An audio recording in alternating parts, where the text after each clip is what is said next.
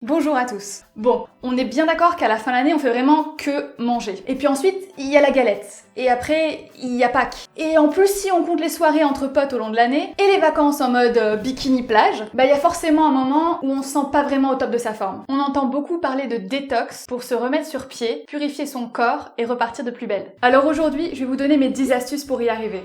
Mais en vrai, qu'est-ce que c'est la détox? C'est littéralement enlever les toxines. Sauf que, d'après la science, c'est n'importe quoi. Techniquement, la peau, les reins, le foie et les poumons s'en chargent déjà pour vous. Sinon, c'est que vous êtes mort, ou que vous en êtes pas très loin. Ensuite, une toxine, c'est une substance que l'on ingère ou que l'on respire. Et il existe deux types de toxines, les liposolubles et les hydrosolubles. Ok.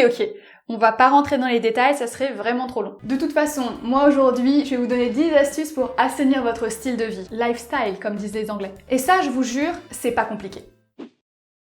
Avant de parler détox, on va surtout essayer de minimiser l'intox. Bah oui, si on fait des efforts pour se sentir mieux dans son corps, c'est pas pour faire n'importe quoi derrière. Donc on limite raisonnablement tout ce qui est café, thé, sucre ajouté et alcool. Je pense pas avoir vraiment besoin de rajouter ça, mais dans le doute. Donc on supprime évidemment le tabac, il y a vraiment rien de bon pour vous dedans. Ni pour votre entourage d'ailleurs. Et les produits industriels, généralement bourrés de sucre, sel, conservateurs additifs et colorants, bref, tout ce qu'on veut éviter.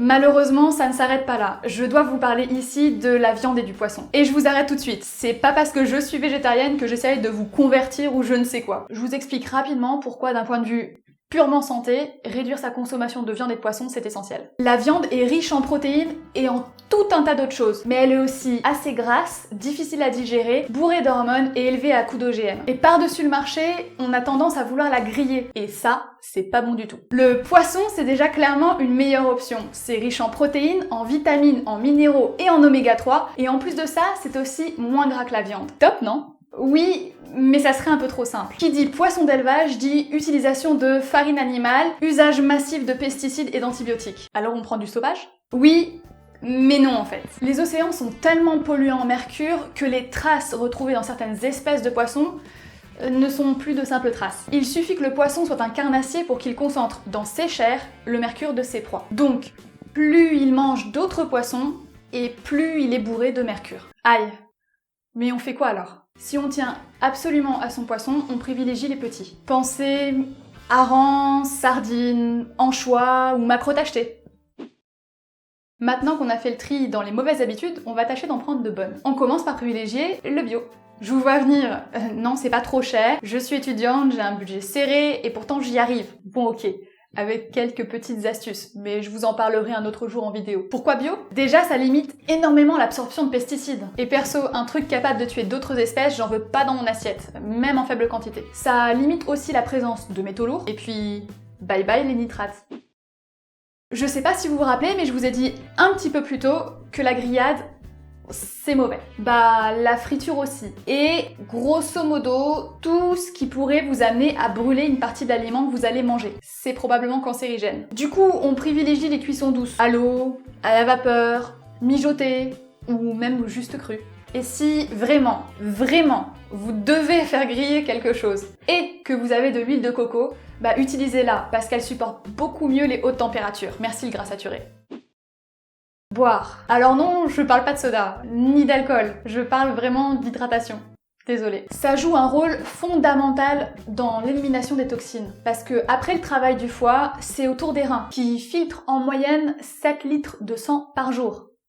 Quand même. Et il rejette les toxines hors du corps via les urines. Ouais. Mais si on ne boit pas assez, l'urine se concentre et les reins ont du mal à tout rejeter. Mais alors attention, faut pas non plus boire trop d'eau, faut rester raisonnable. Donc entre 1,5 litre et 2,5 litres par jour, c'est déjà super bien. Et si l'eau, au bout d'un moment, ça devient trop ennuyeux pour vous, y a toujours les jus de légumes, les smoothies, les thés et les tisanes. Et d'ailleurs, en parlant de tisanes, on peut tout à fait en profiter pour choisir un cocktail de plantes diurétiques. Ça veut dire qu'elles font faire pipi. Et donc éliminer les toxines. On pense aux plantes comme le pissenlit, la reine des prés, les queues de cerise, le fenouil, l'ortie, ou encore la bardane, les feuilles de cassis ou d'artichaut. Et surtout, on le boit pas trop tard, au risque de passer toute la nuit à aller aux toilettes. Globalement, les fruits et les légumes sont super bons pour la santé. C'est riche en vitamines et en minéraux, mais aussi en eau et puis surtout en fibres. Et l'air de rien, elles sont super importantes pour une bonne digestion et elles sont ensuite éliminées via la grosse commission. Et en plus de ça, donc les fruits et les légumes, ils contiennent naturellement beaucoup d'eau. En moyenne plus de 80% quand même. Et du coup, ça aide quand même pas mal par rapport au point précédent. Alors on pense carottes, céleri, artichaut, ananas, asperges, betteraves, kiwis, pamplemousse, pommes, qui sont en plus bourrés de potassium, d'antioxydants ou encore de vitamine C, et ça c'est plutôt cool pour se remettre à neuf. Le citron, le gingembre, le curcuma et l'ail, ils sont vraiment super intéressants, donc mettez-en un peu partout à chaque fois que vous le pouvez et votre corps vous dira merci. Certains conseillent aussi des monodiètes sur 1 à 3 jours. Ça veut dire par exemple ne manger que des pommes pendant tout ce temps-là. Personnellement, je pense qu'il vaut mieux être suivi par un médecin pour ce genre de régime alimentaire super contraignant et qui peuvent être dangereux à la longue. Mais franchement, pour évacuer les toxines, il n'y a rien de mieux que le sport. Pour 2 raisons. La transpiration via la peau et l'air expiré via les poumons. Le sport a aussi l'avantage d'améliorer la circulation sanguine, donc c'est un bon coup de boost assuré pour tout l'organisme. Donc on privilégie tous les sports qui font bien augmenter le rythme cardiaque et suer. Donc on pense running ou faire du fractionné, une danse qui bouge bien, des sports en équipe, mais en tout cas quelque chose qui vous plaît. La bonne nouvelle, c'est qu'il existe un super combo. Eh ouais, les sports aquatiques. Parce que non seulement vous augmentez votre rythme cardiaque, mais en plus, l'eau vous masse. Ok, tout le monde n'est pas forcément super sportif, ou sportif tout court d'ailleurs, mais il y a d'autres moyens pour transpirer, le sauna par exemple. Alors attention, on n'y reste pas trop longtemps non plus, hein. Le but c'est de transpirer et pas de se dessécher. Une alternative au sport pour améliorer la circulation sanguine, c'est tout simplement de se masser, que ce soit avec une brosse spéciale, des ventouses, ou traditionnellement à la main. Un drainage lymphatique, c'est une technique de massage doux qui active la circulation de la lymphe et ça c'est plutôt bien. Réalisé par un professionnel, ça serait un bon investissement. En tout cas, pas besoin d'être riche. Un bon automassage, c'est très bien aussi. Ce point-là a 2 facettes. La première, c'est de mettre en place les changements au bon moment. Bah oui, parce que changer d'alimentation, d'habitude, de rythme sportif, ça peut être vraiment fatigant dans les premiers temps. Donc forcément, on évite de commencer ça en période d'examen par exemple, ou en grosse période de stress. Le mieux, c'est au moment des changements de saison, ou alors quand vous savez que vous allez pouvoir vous reposer. Vous avez des vacances de prévues bientôt? La deuxième facette, c'est de le faire sur la bonne durée. Par exemple, une alimentation très diurétique pendant plusieurs semaines, ça peut vraiment fatiguer les reins à la longue. 2 à 3 tasses de tisane diurétique par jour pendant 3 semaines, c'est déjà beaucoup. Donc après cette période-là, le mieux, c'est de diminuer le rythme, quitte à refaire une nouvelle cure au prochain changement de saison. Évidemment, si on a le moindre doute, on n'hésite pas à consulter un médecin. On n'est pas là pour surveiller le moindre de ces mouvements, la vie ça doit rester fun. Donc on prend son temps pour mettre en place les changements petit à petit, histoire de pas se dégoûter à tout vouloir faire d'un seul coup. Et franchement, on n'hésite pas à choisir les options de facilité.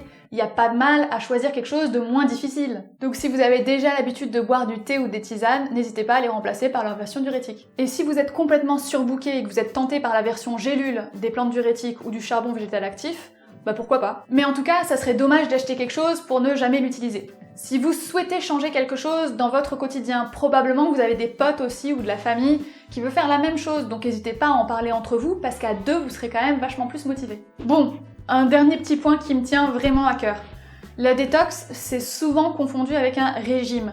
Mais le but ici, c'est pas du tout de maigrir, c'est d'être en bonne santé, de péter la forme quoi. Après évidemment, si vous diminuez la consommation de viande grasse, de friture et que vous augmentez celle de fibres et votre pratique de sport, bah il y a quand même pas mal de chances pour que vous vous affiniez un petit peu. Mais bon, je vous apprends rien. Surtout n'oubliez pas que vous suiviez toutes mes astuces, une seule ou même absolument aucune.